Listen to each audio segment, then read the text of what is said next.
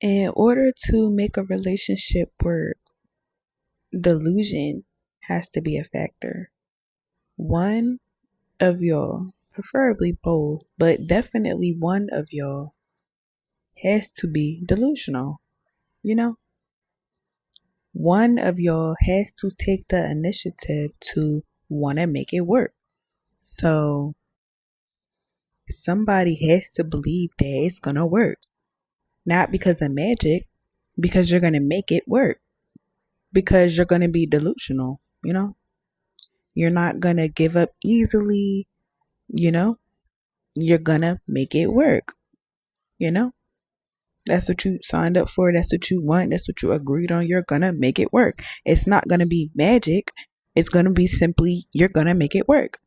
So, as long as it's not like too many red flags to the point where it's like mad toxic and y'all know y'all shouldn't be together, but in a perfect world, one of y'all is gonna not be healed all the way. The goal is to get to a secure attachment style, and those can be created, just because one is not a secure yet, one might be avoidant or um have an anxious attachment style or has a disorganized attachment style does not mean that they can't change into a secure attachment. They just have to learn and relearn healthy behavior.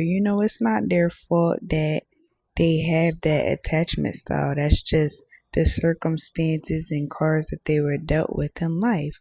But like when you're in love, when love is involved and you want to make a relationship work, um, you have to the language can't be just with words. Like you have to talk to their mind and you have to talk to their body through actions and repeated actions and gestures. You can't just expect somebody to read your mind or just automatically know what to do or just act a certain type of way. Like you have to teach the body, you have to teach the nervous system that it's okay, because any other attachment style other than a secure attachment style has to relearn and learn behavior through repeated body actions and repeated gestures. You as the other person has to constantly show them repeatedly what you want them to believe, and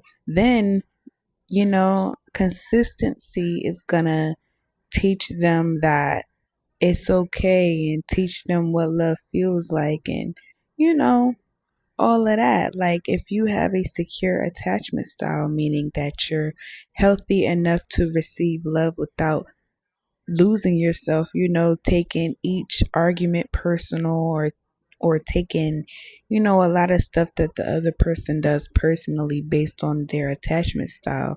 You're healthy enough to, see the bigger picture at all times and still be yourself and have your heart open to love in a healthy way, not toxic, not suffocating way. Then you have to be the one to take initiative and teach that other person through, mind and body the way love is supposed to be and the way love is supposed to feel like in order to fulfill both of y'all's needs and, make y'all little world a utopia, you know? So it could be a beautiful thing if you're delusional. Consistent. You have to be persistent, definitely persistent, and you have to almost be the bigger person in each situation. Your feelings do matter. I didn't say have unlimited, like give unlimited chances. No, like if it's too toxic, you need to tell them, I'm not going to keep dealing with your BS if you're not even trying on your end, But it's just a difference between you assuming stuff and them really like being traumatized. So, I wouldn't say give up easily, you gotta be a person who is very understanding and definitely is safe and emotionally mature. Honestly, you can't leave when things get hard. You have to listen to them instead of matching their emotions when they're mad or when they're sad. When they're mad and trying to explain to you why they're mad, you can't be mad as well. You know, when they're sad and they're trying to explain, to they're trying to explain to you why they're sad, you can't get mad. You know, it has to be a equilibrium to it, like mad plus mad doesn't equal happy, somebody has to be the opposite of their bad emotions. That's how you teach them, I'm here, I'm gonna listen, your feelings matter type, stuff like, you know you have to teach the body. You're not just talking to their mind, you're talking to their body. Their mind is the one talking and trying to comprehend, but the body is very intelligent. It remembers everything. It remembers every time your voice was raised and your it remembers each like body memory and sound and place and smell and all of that. It remembers the way you made them feel versus what you said. The mind can forget, but the body never forgets. So you have to teach the body through good feelings. You have to make their body feel good at all times. It can be simple, but it's not like easy. But the answer is kindness and love. You got to be kind and loving at all times. But you also have to teach them how you want to be treated as well. So it definitely can be a beautiful thing. It's just lifelong, consistent actions, basically. So, somebody has to take the initiative first to do or be whatever you want in order to have a beautiful relationship. You want to have a beautiful relationship, start waking up in the morning and cooking them breakfast in bed.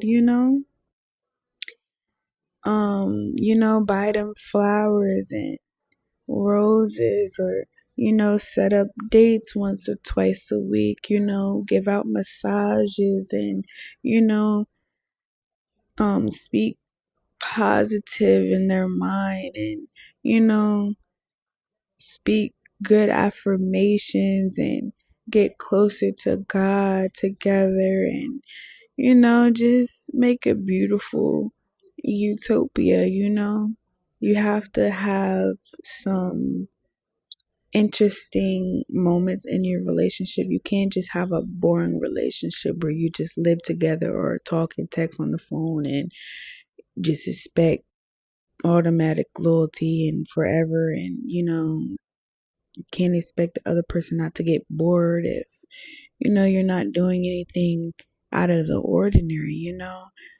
Imagine a perfect relationship in your mind, and you have to be that. You have to become that. You have to create that. The good thing is we can create, you know, whatever we want to be, essentially. So you have to be creative and motivated and willing to make it work with a lot of delusion on it. you know, a lot of delusion. You gotta be emotionally mature and you gotta be persistent. That's the only way it's really gonna work.